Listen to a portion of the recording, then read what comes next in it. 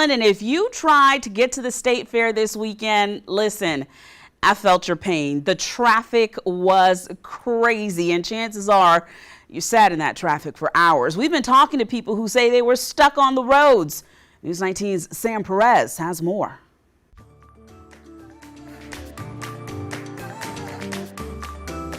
Hunt dog donut, that's what I'm looking for. It's why Chapin resident Don Sharp tried to come to the South Carolina State Fair this weekend, but says he got stuck in traffic. We turned around and went back home after sitting in line for like an hour and a half. Sharp says he's been coming for over 5 decades and doesn't remember seeing that much traffic. TJ Salvato works at Spaghetti Eddie's and tells me in his 5 years of coming to the fair, this past weekend was especially busy. It was insane. I heard people that got on break and they took like probably 3 hours to get back from just across the street.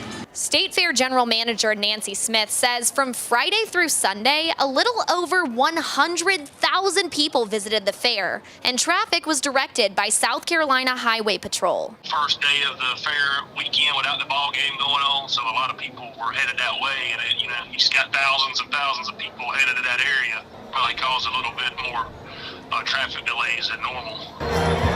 Lance Corporal William Bennett says troopers were busy prioritizing pedestrians to make sure everyone stayed safe during the high traffic times with the University of South Carolina game on Saturday. Traffic was just awful from the fair and the game, and you couldn't really get anywhere. So I ended up walking 2 miles to get in my car and stuff from the game. Coleman Marr is a freshman at USC and says he's grown up coming to the fair, but hasn't seen traffic like this year before. You couldn't really drive anywhere because they had the traffic stopped over there for the people crossing into the fair, and then they had the traffic stopped over there, so you couldn't go down Rosewood, and then Bluff Road, that's where everybody went out of to try and get out of it, so it was awful. Sam Perez, News 19, WLTX.